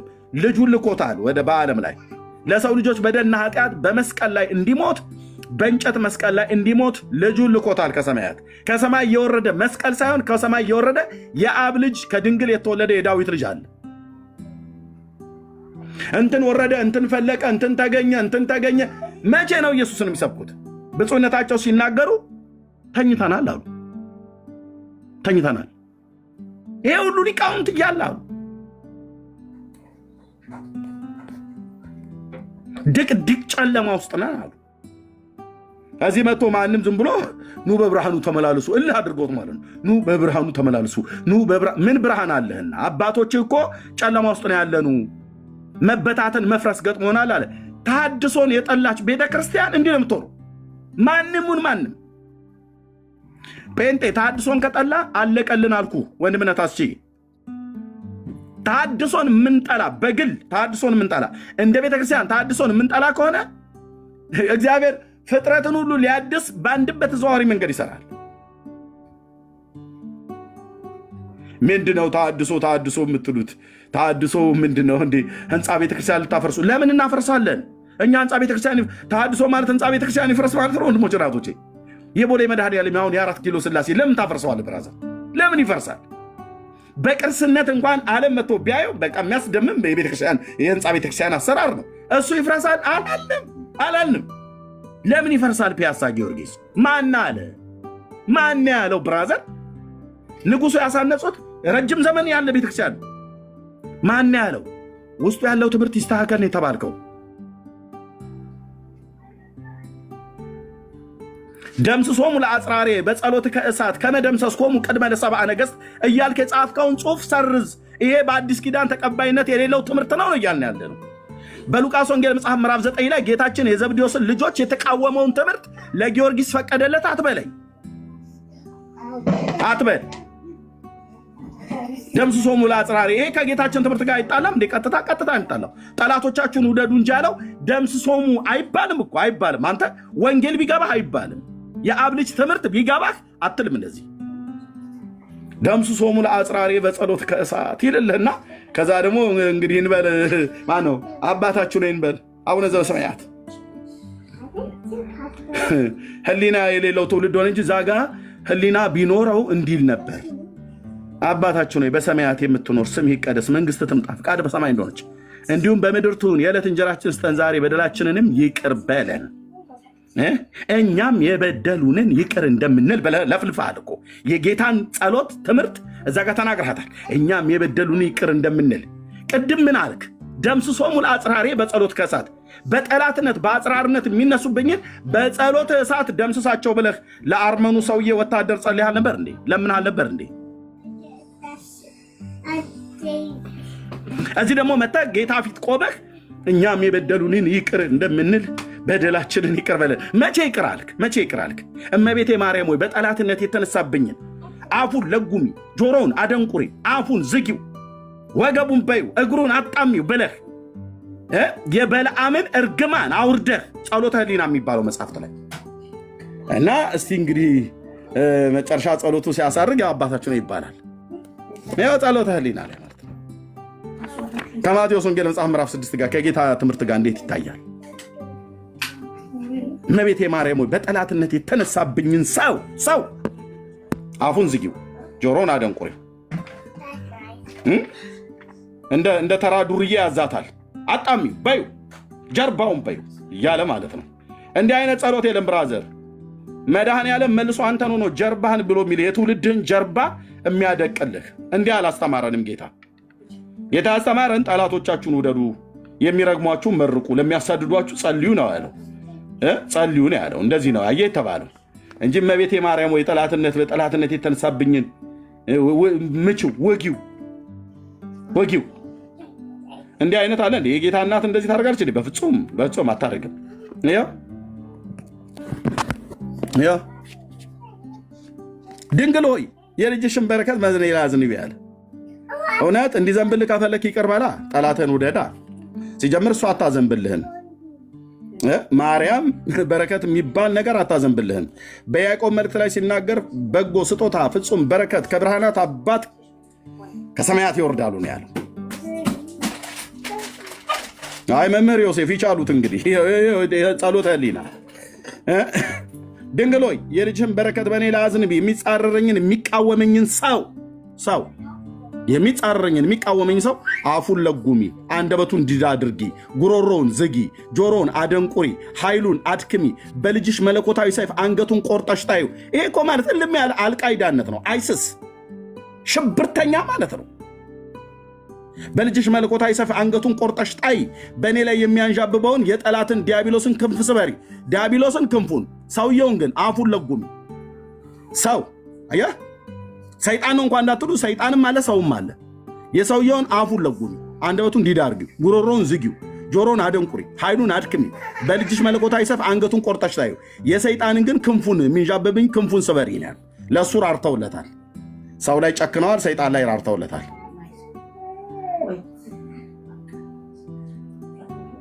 ይህን ከጸለየ በኋላ ነው እኛም የበደሉንን ይቅር እንደምንል በደላችንንም ይቅር በለን።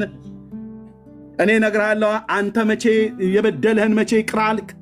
ጸሎተ ህሊና የሚባል እዚህ እንደዚህ አይነት እርግማን ሰው ላይ አውርደህ ሰይፈ መለኮትንስ ብጨምርልህ ምን ይመስልሃል? ወንድምዬ አንዴ መታሃል እንደ ቡሄ ልጅ አንዴ ሰይፈ መለኮትስ ሰይፈ መለኮት ላይ ይሁን እንዲህ አይነት ለመለኮት እንዲህ አይነት ጸሎት ይቀርባል። ወንድሞች እናቶቼ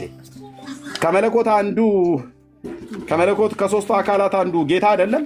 ኢየሱስ አይደለም ነው? ታዲያ እንደዚህ አይነት ጸሎት ትጸልያለህ?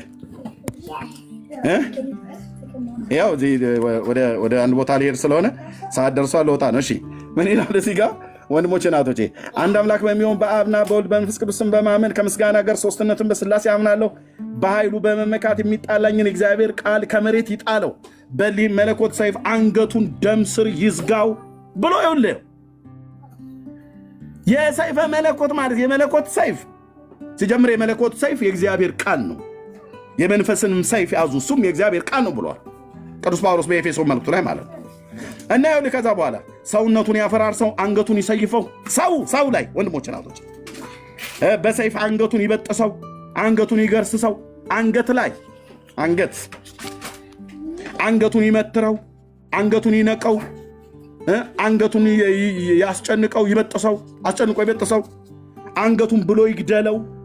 ይኸውልህ አንገቱን ያወራርደው፣ አንገቱን ያጣጋው። በሰው ላይ ይሄ ሁሉ መዓት የሚያወርዱት ማለት ነው። አንገቱን ይቁረጠው፣ አንገቱን ብሎ ደሙን ያፍስሰው፣ አንገቱን ይቆልምመው፣ አንገቱን ይሰንጥቀው። ይኸውልህ ይታይ፣ አንገቱን ይረደው። ሰውን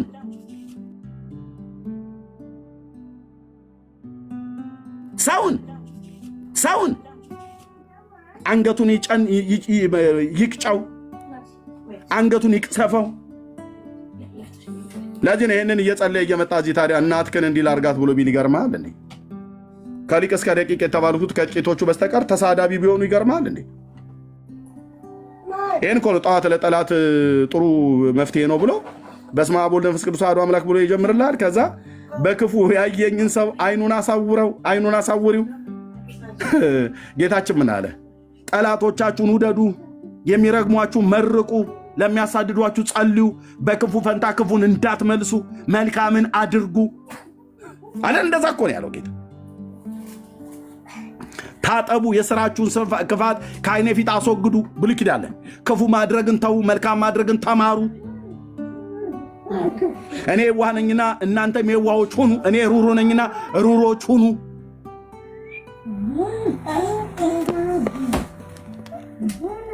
ለዚህ መመለስ ሲያቀተው ኤርምያስን ኦርቶዶክሳውያን እንዳሰሙት እንዳትገቡ እሱ ቤት አሉ። እዚሁ ያሉት አሁን ቄሶቹ መምህራን የተባሉት። ምክንያቱም ከገባ አንቀዋለሁ፣ እዚህ በመረጃ ነው ማንቀው። ምልህ አሁን እንግዲህ ኤርምያስ አለ አይደለ ምልህ ምናምን ነገር ብሎ አይ ዳርያስ ብራዘርዬ ትጠየቃለህ። መጽሐፍቶቹ የሚያወሩትን ትመልሳለህ።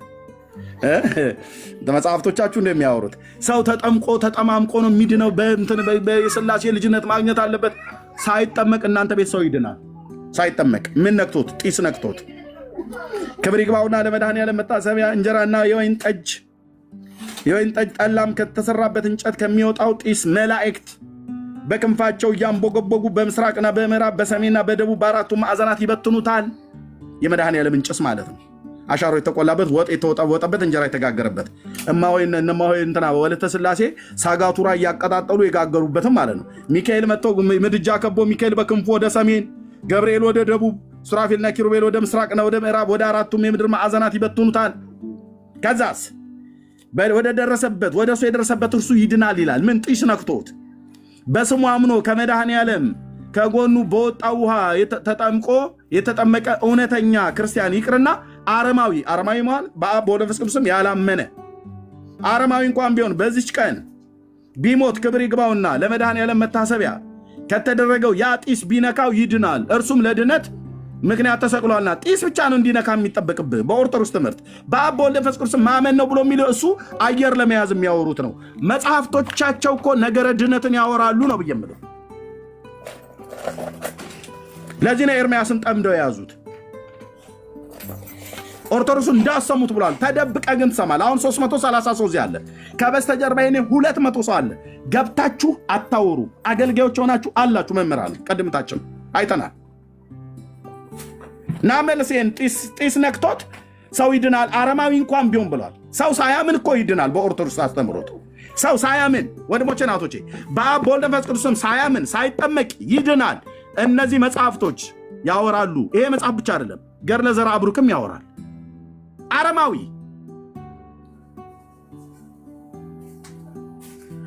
ነገረ ድህነትን ያወራሉ መጽሐፍቶቹ።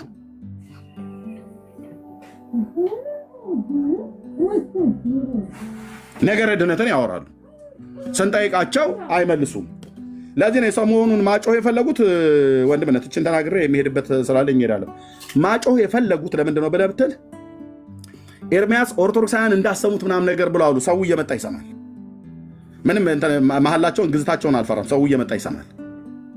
እና አሁንም ደግሞ ራሱ ጴንጤው እንዳይሰማ እናድርግ። እኔ ይላችሁ እዚህ ላላችሁ ኦርቶዶክሳውያን፣ አዎ የለየልኝ ጴንጤ ነኝ። የለየልኝ ማለት ነው። የለየልኝ ማለት ያመንኩትን ጌታ ማቅ የጴንጤዎች አምላክ ኢየሱስ ክርስቶስ የእኔ ጌታና አምላክ ነው። በተሳሳትኩት ስህተት ወንድሞቼ እንኳን እስኪነግሩኝ አልጠብቅም፣ ይቅርታ ጠይቃለሁ። ወንድሞቼም እዚህ ጋር ተሳስተሃል አስቼ ብሎ ካለኝ አሁኑ ነው በል ተንበርከክ፣ ካሜራውን ከፍተህ ተንበርከክ ብሎ ካለኝ ምንም ለምን እንዴት ብዬ አልለው። ሊያ ተሳስተሃል ብላ ካልችኝ እዚሁ ይቅርታ ጠይቃለሁ። ጌርሳምዬ ተሳስተሃል ብሎ ካለኝ ስህተቴን ያሳይ እንጂ እኛ ቤት እንደዚህ የተደፈነፈነ ነገር የለም ብራዘር፣ የለም የለም። ኤርሚያስ ጴንጤ ስለሆነ ወንጌላዊ ስለሆነ አገልጋይ ስለሆነ እንደፈለገ እንዲፈነጭ አልተፈቀደለትም። የወንድሞቼን እንኳን ፓስተሮቼ ሲመጡ እንኳን አልጠብቅም። ፓስተር እስኪ ነግረኝ እንኳን አልጠብቅም። ወንድሞቼ እዚሁ ከነገሩኝ ኤርሚ እዚህ ጋር ተሳስተሃል ብለው ካሉኝ አዎ ስህተቴን ካሳዩ ምንም ጥርጥር የለውም። ሰው ነኝና እሳሳታለሁ። ዳጸ ልሳን ይኖራል። አሁን በሚያወሩት ነገር ቢፈልጉ አጡ። ቢፈልጉ መጽሐፈ ስንክሳር አይደል የሚያስተምረው? እናንተ መጽሐፈ ስንክሳራችሁ ላይ የገዳሟ በምኔት በቅዱስ ቁርባን ሰው ሲገድል ነበር የተባለው የሰኔ 17 ስንክሳር መጽሐፍን ለምን መልስ አሰጥበትም? ወንድ ከሆንክ ማለት ነው። ከዛ ቀስ እያልኩ ደግሞ ጨምርልሃለሁ ቦነስ ቀስ እያልኩ ጥልልሃለሁ። ብዙ መጽሐፍቶች ናቸው እጄ ላይ የገቡት፣ እያነበብኩ እሰጥሃለሁ ማለት ነው። ቀስ እያልኩ አንተን አየር ለመያዝ አትፈልግ ብራዘር፣ ዳር ያዝ። እሺ ሰላም እንደምናችሁ። ይቅርታ ተቀበላት። እሺ እባክህን መጽሐፎቹን ትነግረን። ዛሬ ነው እኔ መስማት ይሄን። ስለዚህ መጽሐፍና ፕሊዝ ታይትሉ ለምን ስክሪንሾት አድርጌው አናግራት እስኪ አንተ። ከየት ቤተ እምነት ነች እህታችን? እሺ እህታችን ቴንክ ዩ መስኪ እህታችን መስኪ። አቤት። ሰላም መጽሐፉን ዛሬ የመጀመሪያ ጊዜ ነው የሰማሁት። እኔ በጌታ ነኝ፣ ግን ቤተሰቦች አሉ።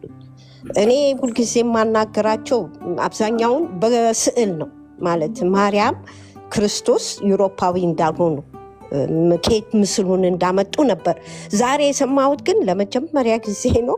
እባክህ መጽሐፎቹ አሁን ያሳያቸውን ፎቶ አነሳሁት፣ ግን ታይትሉ አይታይም ለመግዛት። እኔ ገዝቼ ላነበው ወይ ትጽፈዋለህ በአማርኛ ወይ ንገረኝ፣ እኔ አሁን ልጻፈው ፕሊዝ እባክህ።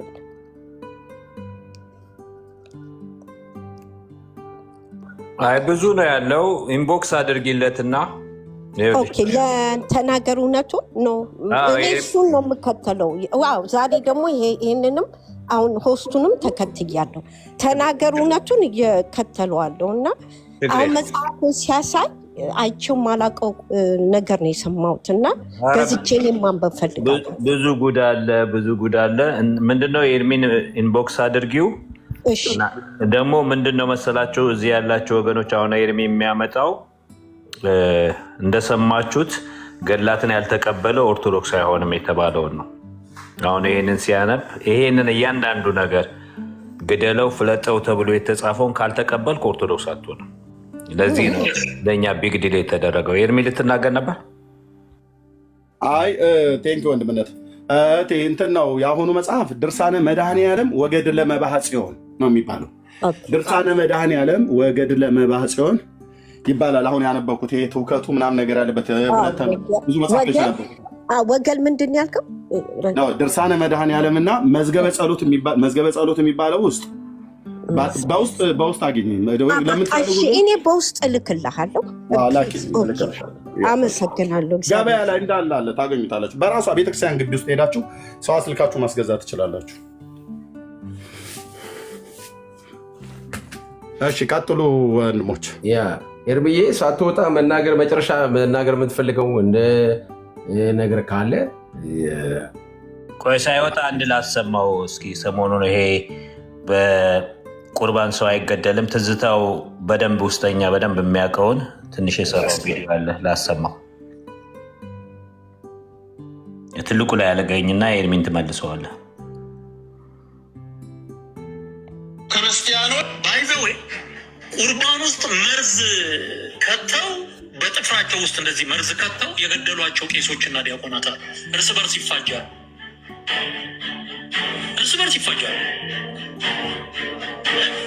ለ6 ወር የተዘጉ የኦርቶዶክስ ቤተ እምነቶች አድባራት ነበሩ አዲስ አበባ ውስጥ የአይጥ መርዝ ተበላልተው ማለት ነው። ይሄ በፖሊስና እርምጃ ፕሮግራም ላይ ቀርበዋል። ሀገር ያወቀ የአይጥ መርዝ አብልቶ እርስ በርስ ተጨራርሶ ባይዘዌ ቁርባኑ ቻለው ብራዘር፣ ይኸው በማስረጃ ኤርሚ የምትለዋለ ይሄን ድገመው አንዴ። አሜን። እንደማይደረግ ነገር እኮ እንትን ይላሉ። አንድ ሰው ተገደለ ሲባል ይንጫጫሉ። ይሄው በእንትን በደንብ እሱን ሁሉ አሁን እኮ ነካኩ። በደንብ ጉዳቸውን ነው የምናወጣው። እንደ ጨዋ ይጫወታሉ። የማያደርጉት ነገር አለ። ቆይ ልድገመው። ከተው በጥፍራቸው ውስጥ እንደዚህ መርዝ ከተው የገደሏቸው ቄሶችና ባይዘዌ ቁርባን ውስጥ መርዝ ከተው በጥፍራቸው ውስጥ እንደዚህ መርዝ ከተው የገደሏቸው ቄሶችና ዲያቆናት አሉ። እርስ በርስ ይፋጃሉ።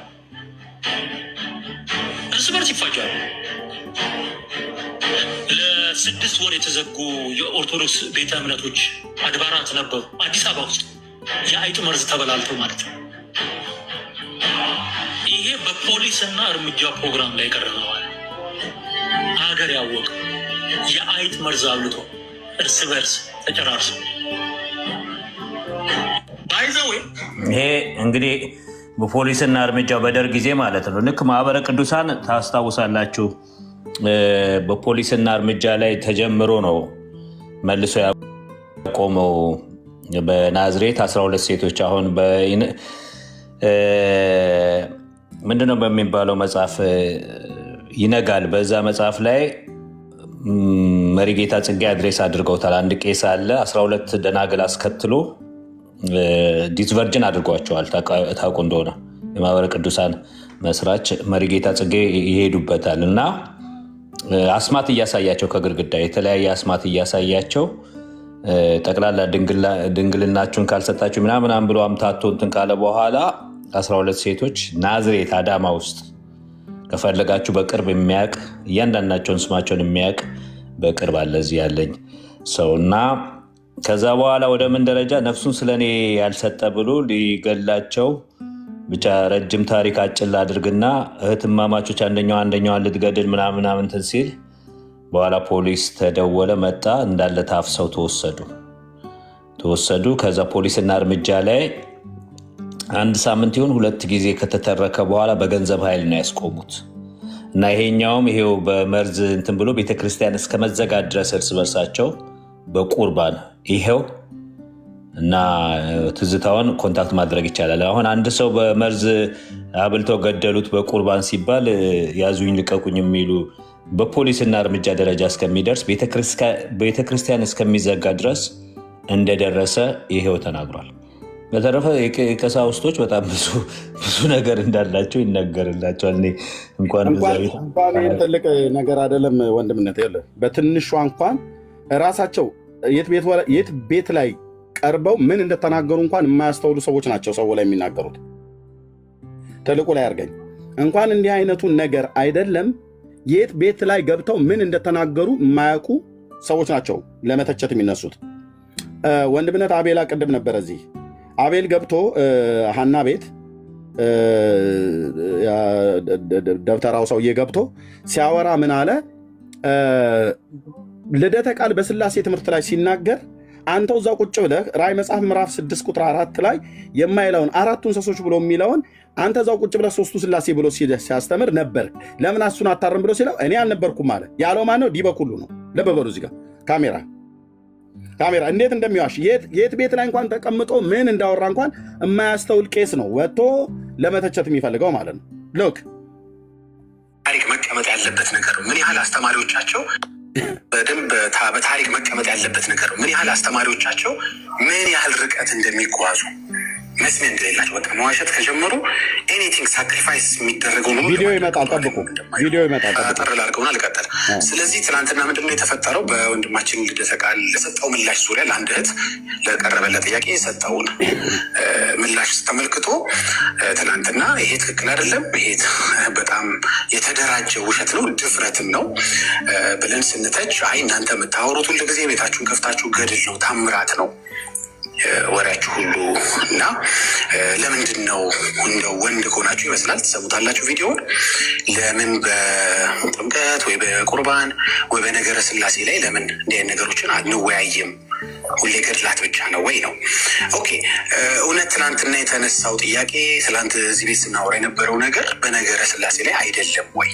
የአብርሃሙ ስላሴ ብላችሁ ስንት ዘመን ሰውን ስታታልሉት የነበረው ጉዳይ አሁን ዘፍጥረት 17 18 19 አካባቢ ያለውን ነገር ማንሳት እስከማትችሉ ለዚህ ጥያቄ ይህንን ጥቅስ መጥቀስ እስከማትችሉ ድረስ ደርሳችሁ በቦታው ሶስት ስላሴዎች እንዳልተገለጡ አብንም ያየው እንደሌለ የእግዚአብሔር ቃል ስለሚናገር ዮሐንስ 1:18 ላይ ወይም 6:46 ላይ ብትመለከቱ እንደዚህ የሚል ሀሳብ አለመኖሩ ህዝቡ ስለነቃ ወዴት ሄደ ይሄ ወንድም? ወደ ራእይ 4 አሁን ከፍተ እናየዋለን ላይ ሄዶ ቁጥር 6 አካባቢ ላይ ያለውን ክፍል ለእህታችን በማስረጃነት ስላሴ እንደሆኑ በእነዛ በሶስት የተገለጡት እንዲያውም ከፈለግሽ ይኸው ማስረጃው ብሎ በቦታው ከፍቶ የተናገረውን እስኪ እንዲያው አቤላን አስገባው። አቤላ ካለ አቤል ኤቢ ቅድም የነበረው ኤቢ ማለት ነው። አቤል ማለት ኤቢ የአሜሪካ ወንድም እሱን አስገባውና እሱ ትናንትና ሀና ቤት ጠየቀው። ዲበኩሉን ሲጠይቀው ኧረ እኔ አልነበርኩም፣ ኧረ እኔ በፍጹም ብሎ የሚዋሻው ቄስ ይኸው ለዚህ ቁጭ ብሎልሃል። ስለ ስላሴ ትምህርት ተጠይቆ ይኸው ስሙት እና ወልድም መንፈስ ቅዱስም እዛ ስዕል ላይ ግን ሶስት ሰዎች ተደርገው የተሳለ አለ አይደለ? አሁን ከሱ ራሱ ለእኔ አሁን ኮንፈርት አይሰጠኝም። እሱ ፊት ሄጄ የመቆም ኮንፈርት የለኝም ለእኔ ማለት ነው። ምክንያቱም እንደሌላ ነገር ነው ማስበው። መንፈስ ቅዱስ መንፈስ ነው እንጂ ምስል ይቀረጽለታል ብዬ በቃ አስቤያለሁ። ለራሴ ሚካኤልን ገብርኤልን ያየሁበት ብዬ አስቤያለሁ ሳይሆን እንደዛ ነው እየተሰማኝ ያለው። ስለዚህ እሱን አንድ ዮሐንስ ላይ ምዕራፍ 4 ቁጥር 6 ላይ በዙፋኑ ላይ 3 ሽማግሌዎች ነበሩ። የት አለ? አሁን በዙፋኑ ላይ 3 ሽማግሌዎች ነበሩ አለ። ዲበኩሉ ባለበት ነው ከታችም ያለው የሚዋሸው። እነሱ ቤት ለውሸት ችግር የለው። በእስልምና ሃይማኖት ለሃይማኖታቸው በውሸት ተፈቅደዋል የሚባል ነገር ሰምቻለሁ። በኦርቶዶክስም እንደዛ የሆነ ይመስለኛል። በዙፋኑ ፊት ብርሌ የሚመስል ብርጭቆ ባህር ነበር፣ በዙፋኑ መካከል ራእይ 4:6 ብሎ 3 ሽማግሌዎች ነበሩ አለ። የት አለ 3 ሽማግሌዎች ብሎ የሚል ያለው? በዙፋኑ ፊት ብርሌ የሚመስል ብርጭቆ ባህር ነበር፣ በዙፋኑ መካከል በዙፋኑ ዙሪያ በፊትና በኋላ አይኖች የሞላቸው 4 እንስሶች ነበሩ ይላል። በዙፋኑ ፊት እንጂ በዙፋኑ ላይ አይልም። ይኸውልህ 3 ሰዎች በአራቱም አቅጣጫ አንድ ፊቱ የላም፣ አንድ ፊቱ የአንበሳ፣ አንድ ፊቱ የሰው፣ አንድ ፊቱ ደግሞ የንስር። ስለዚህ የሰጣት ክፍል ላይ በፍጹም ለእኔ ማለት ነው በዚህ ጋር ናቸው አይደል? እሱን አቁሞ ኤቢ ሲጠይቀው በዚህ ፕሮግራም ላይ የለሁም አለ፣ አልተገኘሁም። ያው ቀሲስ ዲበኩሉ ሲዋሽ ይኸው ዲበኩሉ እዚህ ቁጭ ብሎልን በስላሴ ላይ ሲዋሽ ቁጭ ብሎ እዛ አይናገርም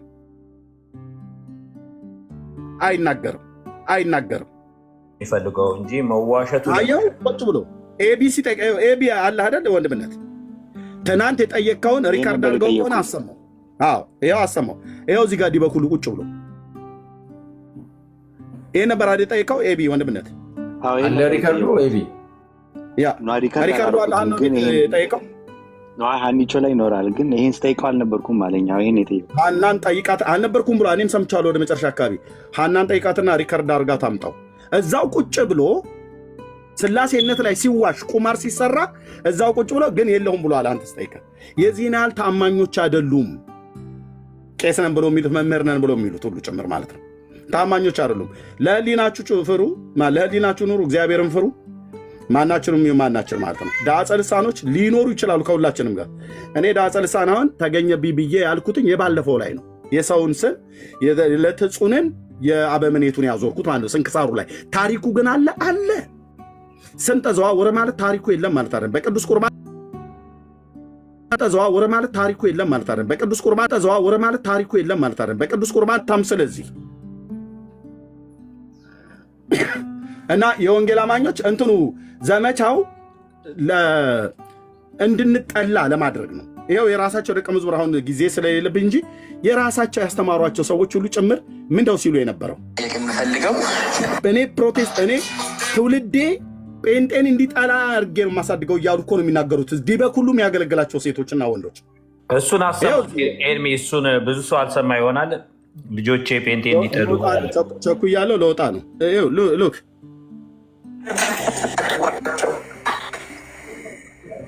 ወይት ማስተማር ግን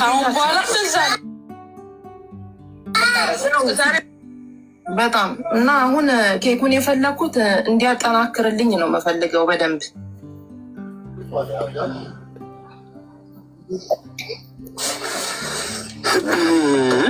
እኮ አካል እዛ ያለ ሰው ነው መሆን ያለበት። ልጆቻችን ፕሮቴስታንት እንዲጠሉ ጀምሮ አሁን ጥቁሮች ሲመሩ አፍሪካውያን ነጭ እንዲጠሉ ተደርገው ነው ያደጉት። የእኛም ልጆች ጴንጤን እየጠሉ ማደግ ነው ያለባቸው። በቃ ሌላ ምንም መፍትሄ የለም።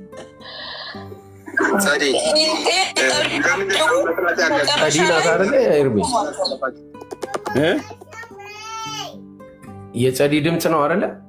ጸዲ ራሷ አዎ በጌታ ምን አይነት ልጅ ናት? በእናትህ በስመ አብ ምንድነው መሰለሽ ልጆችሽ አንድ ጊዜ ሲግባ ማስኪየውልሽ እኔ አሁን ልጆችን እንዴት እንደማሳድግ ታውቂያለሽ? ጴንጤ አድርጌ ነው ማሳድጋቸው። ጴንጤን እንዲጠሉ ጴንጤ የሚባል ነገር ጓደኛ እንኳን ተይና ጓደኛ ነው ብለሽ ገባሽ? በትምህርት ቤት እንኳን ጸልዬ ትንሽ እየተቋረጠ ነው ድምፅሽ። ትምህርት ቤት ላይ እንኳን የሴትና የወንድ ጓደኛ በስመ አብ ወወልድ ወመንፈስ ቅዱስ ብለው እንዲወጡ ነው ማድረጋቸው። በዚህ ያክል ስለ ቸኮልኩ ነው ወንድሞች። በጣም ብዙ ቪዲዮዎች ነው ያስኩት። ችግር የለም ኤርሚዬ። ይሄ ደግሞ በጣም ዘግናኝ ነው። በቃ ይሄ ነው ደግሞ በጣም ዘግናኝ ነው። በቃ ይሄ ነው። አሁን ትላንትና ይኸውና እንግዲህ አሁን ቄስ ዲበኩሉ ያልኩት እንግዲህ ይሄንን ነው የወሎት አዮት ጥላቻው በፊት ለፊት ነው። ይኸውና እየተሰባሰባችሁ ጴንጤን ልጆቻችሁን መጥላት ይሄ እኮ ነውር ነው እኮ። ጠላትህን ውደድ ነው እውነታው። ይሄ ነው በቃ። በእኛና በእናንተ መካከል ልጅ ውስጥ 492 ሰዎች ያላችሁ በፕሮቴስታንቶችና በኦርቶዶክስ መካከል ያለው ልዩነት ደንገራችሁ። እኛ በቃ 100% ብለማለት በሚቻል ኦርቶዶክስ እንዲድኑልን እኛ ይብራለን፣ እኛ ይብራለን፣ እኛ የቀመስነውን በቃ እኛ ተጎድተንም እንኳን ቢሆን እንዲያገኙልን ነው ፍላጎታችን። ሙሉ እንዲድኑልን ነው ፍላጎታችን። የነሱስ ሁላችንም እንድንጠፋ ይሄ ነው ልዩነታችን። ሁላችንም እንድንጠፋ ነው። ደስተኞች አይደሉም ገነት እንድንገባ። ገነት እንድንገባማ ፍላጎት ቢኖራቸው ልጆቻችሁን ጴንጤ እየጠላ እንዲያድግ ብሎ እንደዚህ ነውር በጣም የሚያሳፍር ነው። በስማ ምንድን ያሳየኝ በእውነት በጣም ያውም እንደ ጸዲ ደግሞ እዚህ መታ እንደገና ደግሞ ከኛ ጋር እኮ እንደገና ደግሞ ሌላ ነገር ትላለች። ወንድምነት ይሄ ነው ብለው የሚሉት ሌላም ቪዲዮ አለ። በእውነት ነው የምልህ እኔ ጋር እሑድ ስለሆነ አንድ ቦታ ላይ ማነው ቸርች ስለሚሄድ ወደዛ ለወጣ እየለባበስኩ ነው ያለሁትና አሰማችኋለሁ። በጣም ብዙ ቪዲዮዎችን ይዣለሁ። ሪካርድ አድርጋችሁ ያዙ። የፕሮቴስታንት ሃይማኖት ላይ እንዴት ጥላቻ እንደሚዘሩ በውጭ ሀገር ተቀምጦ አሜሪካ ሀገር ተቀምጦ ራሱ ዲበኩሉ እንጠምጥምበት ብለን ብንል ራሱ መቀመቅ ይገባል። ሰውን ግን ቁጭ ብሎ ያስፈራራል አይደል? አሜሪካ ሀገር ቁጭ ብሎ ለፕሮቴስታንት ያለው ጥላቻ ለፕሮቴስታንት እምነት ማለት ነው። እንዲህ አይነት ኦርቶዶክስ እኔ አላየሁም። ስንት ኦርቶዶክሳን እናውቃለን። ተናደው ለጊዜው ለስሜት ሊናገሩ ይችላሉ። እኛም እንደዚሁ ተናግረን ሊሆን ይችላል። ግን በዚህን ያህል ልክ ጥላቻ ግን ማንንም እንደዚህ አይናገርም። ታስፈራራለህ አይደል? አሜሪካ ሀገር ተቀመጠ ዲበኩሉ አንተ በመጣህበት ልምጣብህ ብዬ ብል እጠመጥምብሃለሁ ብዙ ነገር ማለት ነው። ግን እኛ እንደዛ አናደርግም ክርስቲያኖች ስለሆነ። ጥላቻ እነዚህ ልጆች ሁሉ የምታስተምር አንተ ነህ። ምን ብለህ የተናገርከው ቪዲዮዎች ሁሉ በሙሉ ይዘናል። ከዚህ በፊትም በሙሉ ከእፎይ ጋር ቁጭ ብለህ እፎይ በነበረበት እፎይ ከአንተ የተሻለ ክርስትናን ሲናገር፣ አንተ ግን ቄስ ሆነህ ምን ስታወራብን እንደነበር ሰምተናል። እኛ ትምህርታችሁን እንጂ የምንጠላው ኦርቶዶክሳውያን ወገኖቻችንን አንጠላም። ከጌታችን ከኢየሱስ ክርስቶስ እንዲህ አልተማርንም። ፓስተሮቻችንም እንደዚህ አላስተማሩንም በፍጹም። ትምህርታችሁ ትክክል ያልሆነውን ትምህርት ትክክል አይደለም ብለን እንላለን። እኛ ቤት ነው መዝሙራችሁን እንኳን እኮ የምንከፍተው። እኛ ህሊና ስላለን ለእግዚአብሔር የተዘመረው መዝሙር እንዘምራለን። በኦርቶዶክስ ተዘመረ ብለን አንንቅም። እናንተ ጋር ግን ያለ ጥላቻ መዝሙራችን እንድትከፍቱልን አይደለም። ምዕመናችሁ በሙሉ የእኛም መዝሙር ነው የሚሰማው በየቤቱ። ቄሱስ ቢሆን በየብሉቱዝ እያንዳንዱ ይሰማል በየቤቱ ማለት ነው። የግድ አደባባይ ላይ ክፈቱ እያልን አለንም። እንዲህ አይነት ግን ጥላቻ የአንተው አባቴ እያሉ የሚጠሩ ሰዎች ናቸው እንዲህ አይነትን ነገር የሚናገሩት። እኛ ስለ ወንጌል እንዲህ ስለሆነብን ችግር የለው። ግን ክርስትናችሁና ክርስትናችን በዚህ ያህል ይለካል ማለት ነው። በዚህ ያህል ይታያል። እና ተባረኩ። ወንድምነት ጸጋ ይብዛላችሁ። መልካም ጊዜ ይሆንላችሁ። ተባረክ ኤርሚ። እንግዲህ በጣም ነው የምንወደህ ወንድማችን ነህ።